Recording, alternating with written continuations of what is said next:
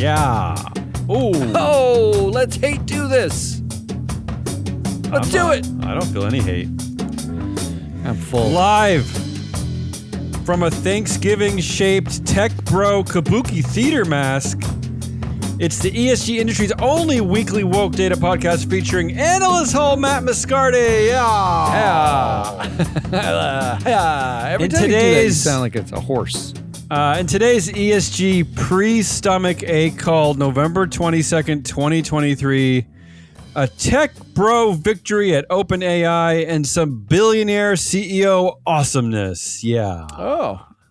That's your pre-stomach ache? That sounds like the stomach ache. Our show today is being sponsored by really nobody. It's an open slot. Our primary analytics. sponsor is taking a pause. So it's always make it sound like that's everyone Monday's wants show. to be a That's part Monday's of this. show. Monday is sponsored by Freeflow Analytics. Yeah, okay.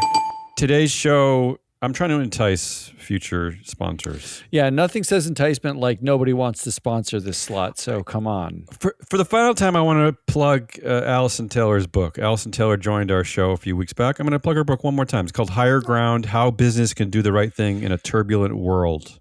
Oh, that's nice. Was that just written into the copy from a copy paste, or is that like an effort? You ready to do the show? I don't like what you're saying. You ready?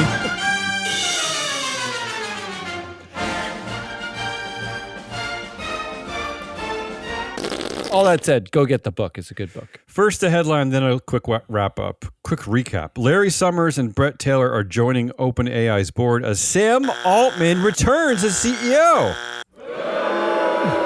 Quick recap, if you're not incredibly nerdy and loserish like us.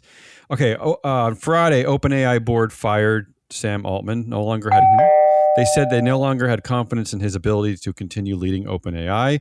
They tapped CTO Mira Murati to be the interim CEO. She lasted a couple of hours, maybe? I thought it's like 36-ish. Then they appointed Twitch co-founder Emmett Shear as the new interim CEO, and here we are today. Sam Altman is back.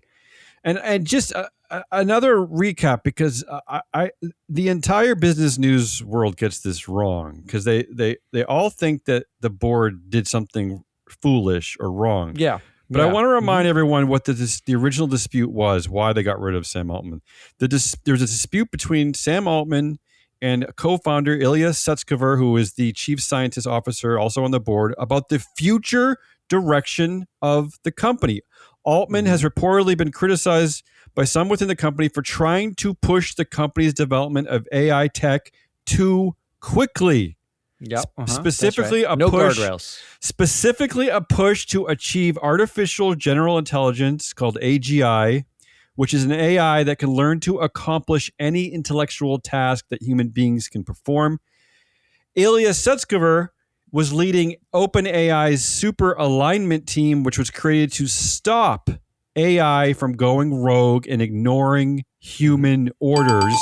Mm-hmm. And it's perhaps telling that the interim CEO from Twitch, Emmett Shear, was also a vocal advocate for cautious AI development. So, Matt, none of this was a mistake. None of this just happened at a bar one night. There was an actual reason why the board did the right thing and fired Sam Altman. But wait a minute. Here's the gap. Yeah, the gap is, so you have every tech bro CEO in the universe signed a letter saying we're worried about AI. Sam Altman himself walks around and Sam Altman, we have covered on this show at least a dozen times, has gone around in a very hand-wringing pose. Yep. Saying we're really worried. Very sheepishly, very charmingly saying we're worried that the tech that we're creating might destroy humanity. Destroy humanity. Yes. Even Elon Musk in an earnings call had to say that what they plan on building all these robot like assistant manufacturing whatevers. They had to say we have to have a hard-coded off switch to avoid them basically going rogue, like Terminator. Said it in an earnings call. Okay, so all of them are speaking afraid cat. And I want one more reminder, and to say something good about Elon Musk. It was the fear of the power of. It was the fear of the power of AI, which is part of the reason why they co-founded OpenAI. The startup began as a non-profit with the mission of building safe and powerful AI that would benefit all of humanity. This is one of the reasons why Elon Musk left, because he disagreed with the direction of the company. And part of the reason why the board did the right thing getting rid of Sam Altman was that since taking the helm as CEO 4 years ago, Altman has transformed OpenAI into a leader in AI innovation with over $13 billion in funding from Microsoft alone. How does that support the mission? I tell you, Matt, it does not. Forget like, so also this is not a show where you're ever going to hear us like sing the praises of Elon Musk. I just did. Like it's really hard to sing the praises of an anti-Semite proving who I'm a hates true everybody. analyst. I just praised him. But it's true that he had the foresight to say this could be destructive and needs a governance system that prevents it from being destructive. So create that governance system. In fact, Musk purportedly left because they wanted to go more for profit. Exactly. And as soon as he left, they set up this weird for-profit shell company owned by the nonprofit so they could raise money. Led by Sam Altman. Led by Sam Altman. All of them are talking about how desperately afraid they are that AI will destroy humanity. But this is the moment where we can say, at a minimum, 3 board members in the entire Tech Bro AI community stood up and actually did something. There were 4, except we know that the 4th is a holdover and still on this board. Okay, fine, staying with the Tech Bros. I don't care about that. That's you're talking about Quora CEO Adam D'Angelo. Yeah, but that means he is back on board with Sam Altman, turning this into a for-profit company, effectively. Well, according to reporting, the reason why he's the holdover is he's the only one giving the previous boards some representation. He might be the lone voice, Matt, that has any kind of caution in the room. So we better praise him. I'm going to praise him. What I think is there are 2 people on the board worth actually praising, because there are 2 people, the only 2 women on the board, stood up and said, this is not okay. That's Helen Toner and Tasha McCauley. You are all talking about how AI can destroy humanity. We are doing studies about how AI can destroy humanity. We know there are tremendous risks to developing this technology. We need to do it safely. Helen Toner, director at Georgetown Center for Security and Emerging Technologies. And here you are pushing it as a product and bringing as much money in as possible and talking about ChatGPT-4 Turbo and all the we're monetizing it faster than we should be. The right thing to, and we know these conversations didn't happen after 4 seconds of thought. I'm sure they happened after months of, we need to slow down. We need to think of this through. They're the only ones who stood up and said, we're not just afraid of this. We are going to do something about it by removing the CEO who is actively pushing against the mission of the nonprofit that this was founded on. Like the principles that this organization was founded on was AI and safety. And if you're going to push past the safety and just go for the AI, you cannot be the CEO of this company. Yeah. And they're the ones who are gone. And here's the important thing, because here's what the business news and the rest of the world is reporting. This one is out of Business Insider. John Bates, a British tech entrepreneur, former fellow at Cambridge University, says that the OpenAI board behaved like a bunch of kids. But this is the language used often to represent the work of the women, like you were talking about, right? Like that they're somehow acting like juvenile delinquents. Also, Yahoo's former CEO Marissa Mayer said that the board members were broken and under-advised. That's fun coming from Marissa Mayer. But there's no proof of any of these of this opinion about that board. And I will disagree with you slightly, Matt. I think all four board members stepped up. Not only Helen Toner and Tasha McCauley, but also the holdover Adam D'Angelo, and of course Ilya Sutskever, who is the one who is building the forces at OpenAI to prevent the destruction of humanity. Doesn't matter if you stand up and then immediately back down. Okay, fine. Immediately. We're talking 72 hours have gone by. They did the right thing probably in the first case. You're right, and immediately are reversing course, and not just reversing course. They are stepping down in order to make room for who? Well, there was let's talk about this part of the story. Ostensibly, this might be a victory for stakeholders, let's call it, because one of the reasons why this might have happened is because there are reports that 95% of OpenAI employees, I think Verge said that 747 out of 770 OpenAI employees basically threatened to leave if they did not fire the board and bring back Sam Altman. So without that kind of power behind them, I don't know that this would have happened. And one of the reasons why, and this gets us back to the tech bro fantasy world that we live in, is that this is Y Combinator co-founder Paul Graham said this about Sam Altman. You could parachute him into an island full of cannibals and come back in 5 years and he'd be the king. So again, this is all a charm offensive. This is all about just a charming tech bro just leading the sheep. Doesn't matter that the company veered off its path, veered off its nonprofit path, veered off its path to prevent AI from destroying humanity. All that matters was that the room loved Sam Altman. And of course, all the investors, the Satya Nadellars, the Peter Thiels, the Thrive Capital, one of the investors in OpenAI that is founded and run by by Jared Kushner's brother, Joshua Kushner. They all love Sam Altman. That's what's important here. Oh, thank God. Yeah. Well, look, I want to talk to the 5% of employees that actually didn't sign a letter demanding that the board resign and that of all people, Bret Taylor get added to the board. I want to talk to the 5%, because that 5% might be the only 5% that recognize the actual mission of the company that they joined. Yes, thank you. That For to once me you're right, Matt. suggests For once. that the stakeholders involved actually didn't understand the mission either. They had too much personal incentives. In fact, they know there's millions of dollars to be made here individually for each of them. I'm millions. sure That's low. They may want to be a part of the AI revolution. They may totally believe in the founder fetish that is Sam Altman. They may want to lick his foundery feet. I don't really care. That wasn't what it was designed to do. It isn't. In fact, it was designed to do the exact opposite of that. The exact opposite of that. They're basically forewarning against authoritarian rule by tech bros who are just playing with the world to make money. I mean, and again, to Elon Musk's credit, as an authoritarian figure, an authoritarian tech bro. For once, I'll give him credit. Yeah.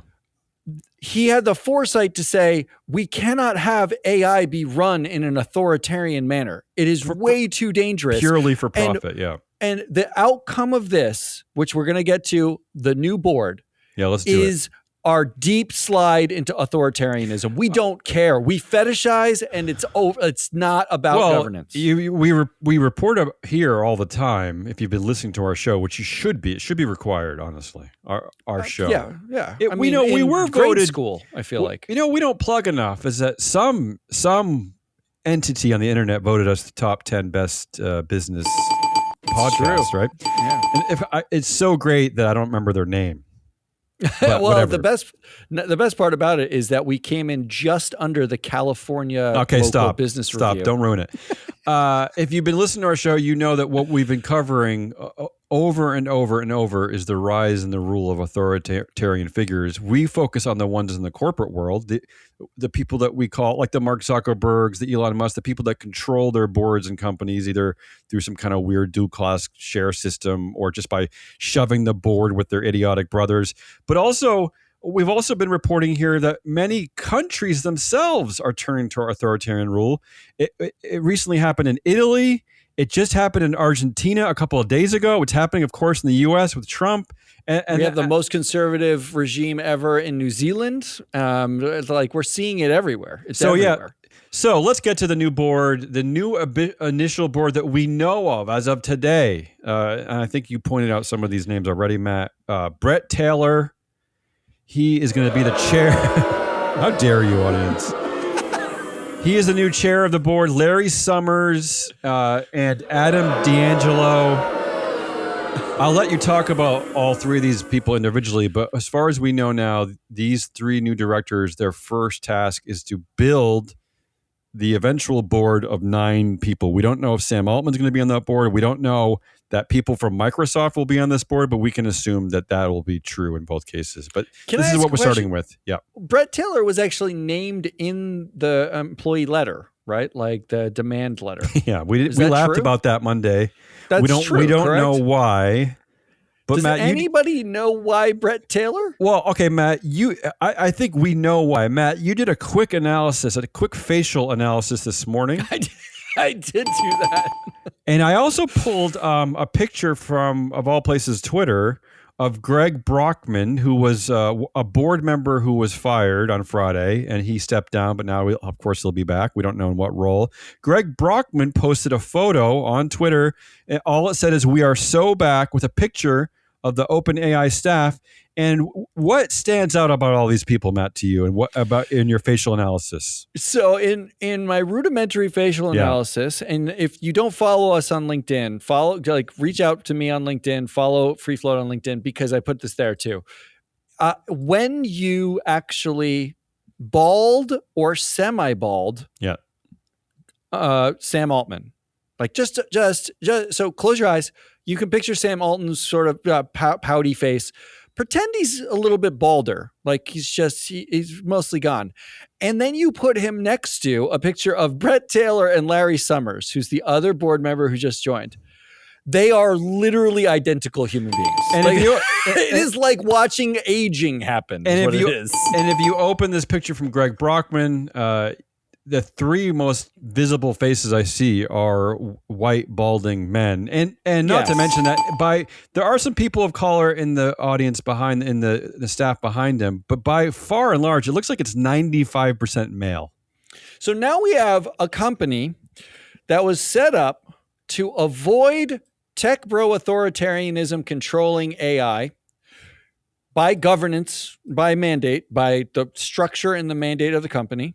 It's as a nonprofit that has replaced the 2 women on the board who did their jobs and slowing or stopping the authoritarian rise and product rise of AI to put on guardrails. And the man who's desperately fighting within the company to prevent it too.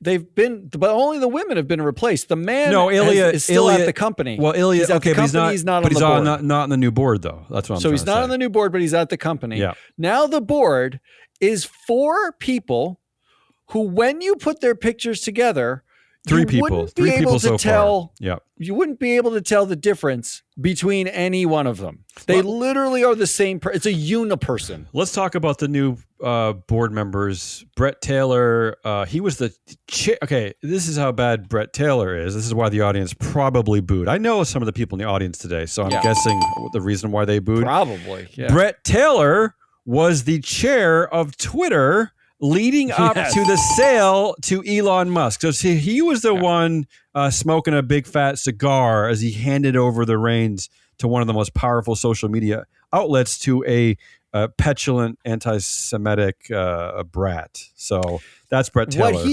To Bret Taylor's credit, what he did was represent shareholders incredibly well.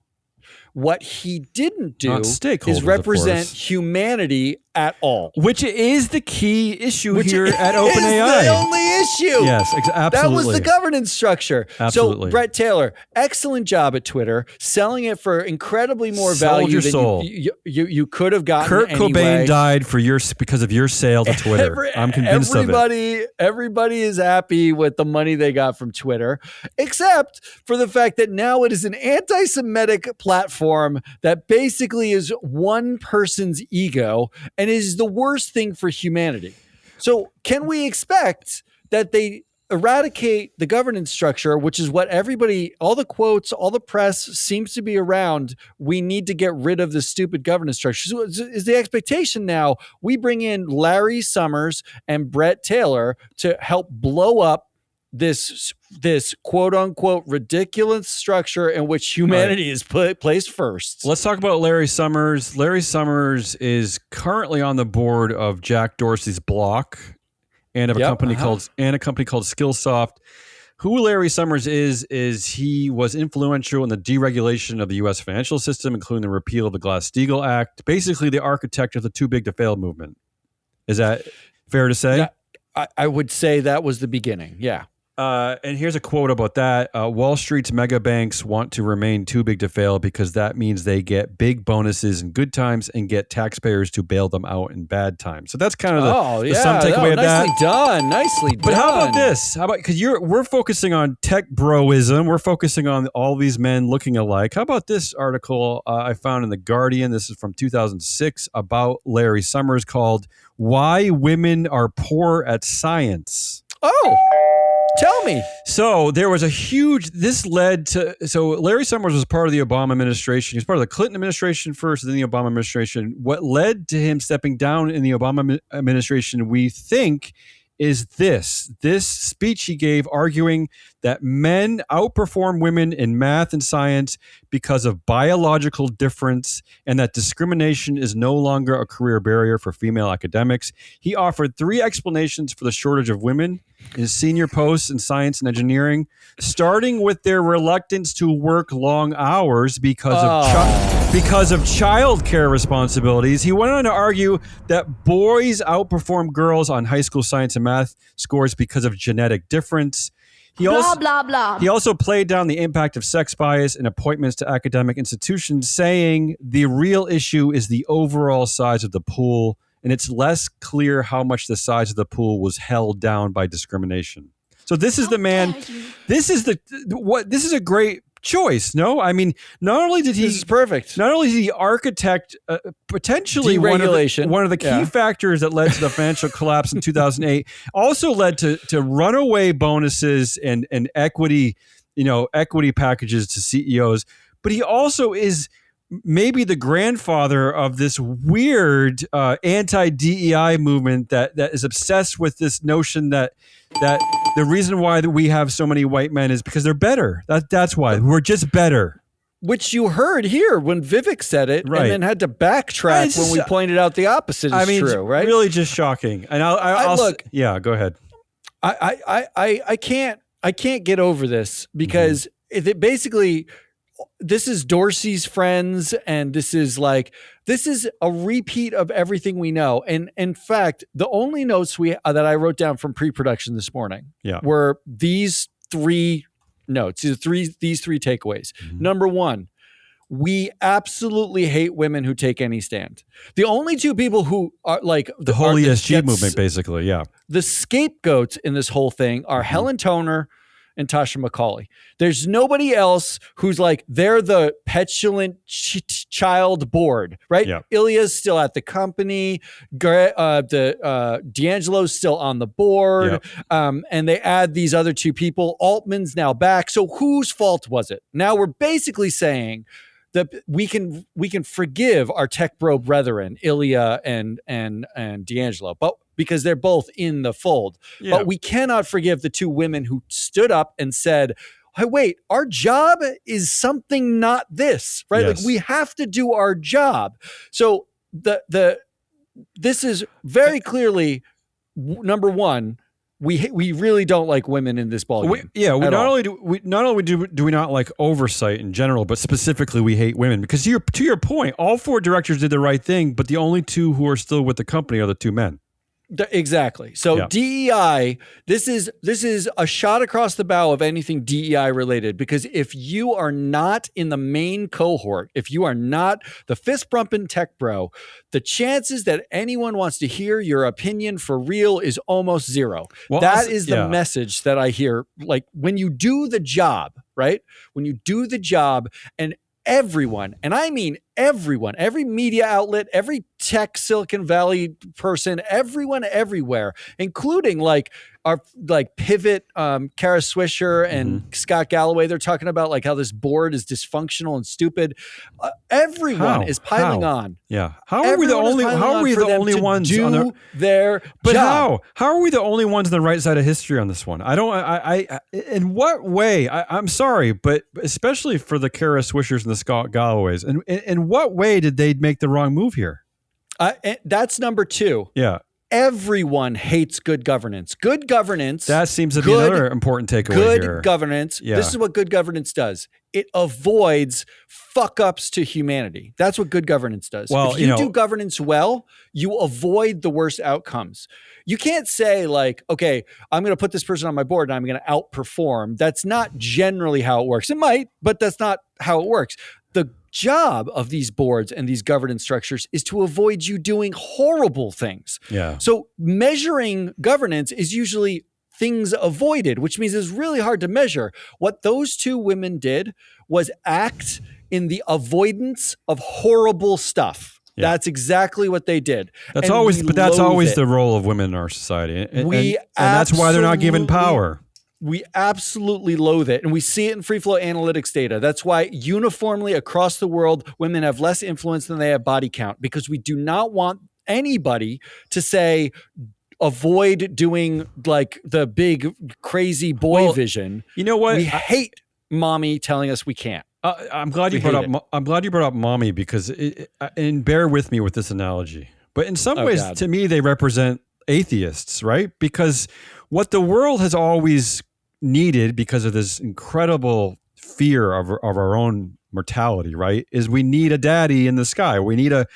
Since we've been alive, since we've been alive, we've turned to God because we're afraid constantly of everything. We're afraid, but first and foremost, we're afraid of dying, right? Yeah, so of course we gravitate towards these figures that make us feel good and make us feel safe. And I don't know how this is different. The two atheists and the women, the two mothers, mommies as you call them, basically said, this daddy is going to destroy us. We have to get rid of him. And everybody revolted. Everybody was like, everybody loses their mind. We need the punishing God. We need the horrible dictator Trump to yell at us and to tell misogynistic jokes. We need these things to feel safe because we are afraid of being alone in this vast world. The third takeaway I have here is that tech bro outweighs intellectual every single time. People want to buy the dream. They don't want to buy the reality. Nobody wants the scientist in Ilya who's saying, I'm measuring stuff. It's not looking good. We need to do the right thing. Everybody wants the one who can come in and be like, I'm going to fucking Mars.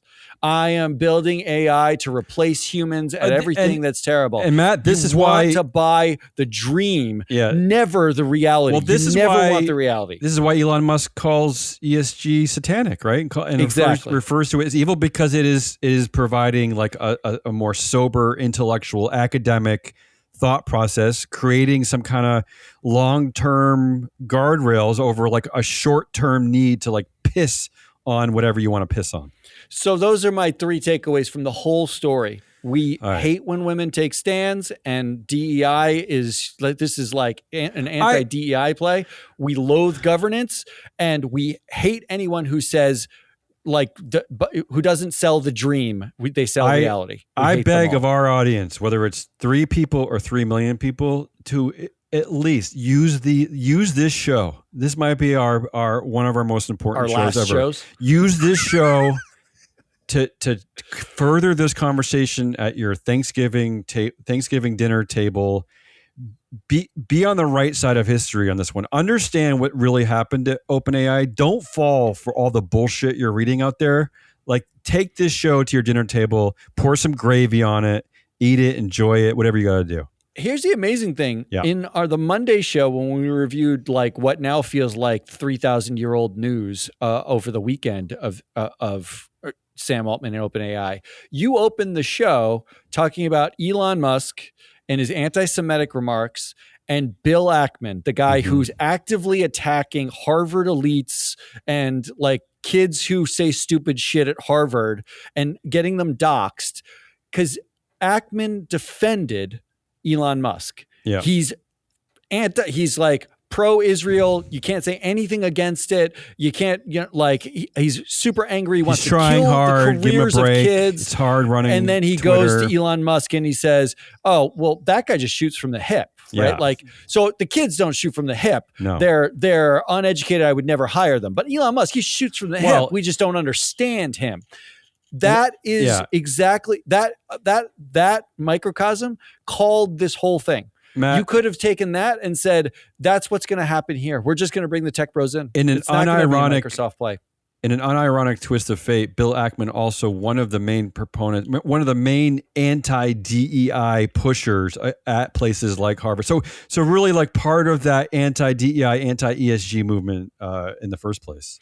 I, honestly, and if nothing else, the thing that I've learned is, first of all, we all may, as a collective society, have decided we love authoritarians. We don't like women who stand up or people of color or anybody who's got power that isn't a white male. We loathe governance and we hate science, like intellectuals in science. We like to buy the dream. Those things may be true, but I am more deeply entrenched in what we built at Free Flow Analytics, that we should know the names and performance of every one of these people who run these companies. I think it's more important than ever. You know why? To know how these people are connected, how they think, who's got power, what they do with it. Well, I don't know when it's been more important than now. The two most important numbers that you stumbled on recently was that 96% of shareholder votes support directors. 96%, right? Yes, and the other 96%. key number is that only 0.2% out of directors globally receive a no vote, essentially, right? Out. Yeah. And here's what we've learned, that and I don't care if you want to look the other way and you don't want to believe this and you think we're being too aggressive. There is absolutely a protected class of directors and CEOs in this world. And this story proves it, because the reason why they're angry is that they see Sam Altman, they see the tech bro as a protected class, and you cannot go after him. And this is what we're seeing at public company boards as well. They're protected.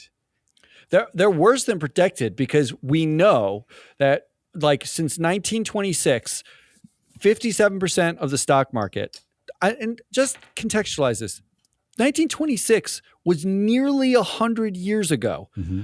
57% of stocks underperformed treasuries in this country. Okay. And in the same time period, directors, we don't have it back to 1926, but we know at least the last 10 years, directors get voted out at a 0.2% rate.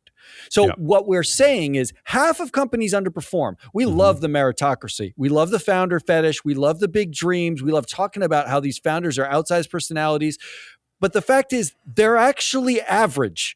Yeah. Half of them, by definition, are average. And the numbers bear it out in what you get in your stock market returns. Yeah. And yet, we cannot, for the life of us, figure out a way to vote anyone out. That defines a protected class, doesn't it? That basically defines it. And I'll tell you, part of the problem is that they're so protected that people don't even know who they are. They don't even know who they are. They refer to the board at Walmart. They don't know. Yeah. They don't care or know who these directors are. It's like they intentionally putting on blinders. And I'm not just talking about normal investors. I'm talking about people within our own ESG industry. They're still stuck on governance from 2009. Identifying whether they're male or female or how long their 10 years. That's it. They don't care who these people are. And and I'm going to segue into the next story because I'm all amped up now. I could go on forever. I want to wrap this up. Come on. But the penultimate example of that is, did you know that Warren Buffett has his child and like wife and everyone he's ever met and liked on his board? No, we don't care who's on his board. Good segue. Because he's Warren Buffett. Good segue, because let's continue to focus on this like fetishization or whatever you want to call it, worship of billionaires or worship of tech bros or white CEOs. I don't know what you want to call this, worship of authoritarian rule, right? Where we don't question them any longer once they've passed a certain threshold of either being overly charming or overly rich. Those are the things I guess that we need. Both. And that's what, and isn't that how we, and as an charming? I'm going to say as an atheist, I apologize for this, but isn't this how basically people, how they describe God? He's either overly charming or overly rich, because he owns everything. But really, that's the same thing. All right, let's talk about it. The billionaire CEO class wants you to hate them less because before the holiday. These are the two headlines. Okay. Warren Buffett celebrates Thanksgiving with a nearly $900 million gift. See how they dropped this story right before Thanksgiving? Matt, to your point, Here's where that gift is going. It's going to more Buffett family members. Yeah. He donated to